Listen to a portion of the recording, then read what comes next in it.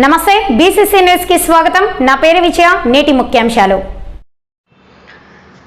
రాష్ట్ర ఆరోగ్య వైద్య మరియు కుటుంబ సంక్షేమ శాఖ స్పెషల్ చీఫ్ సెక్రటరీ మరియు zonal incharge officer MT Krishnababu, commissioner office family Veera పాండిన్తో కలిసి తిరుచానూరు మార్కెట్ యార్డ్లోని మామిడి ఎగుమతి కేంద్రాన్ని తనిఖీ చేసిన జిల్లా కలెక్టర్ వెంకటేశ్వర్. ప్యాక్ హౌస్ విధానం, పనితీరు గురించి ఏ దేశాలకు ఎగుమతి చేస్తున్న విషయాలను pack house incharge Vidyasagar chief సెక్రటరీకి తెలియజేయడం జరిగింది.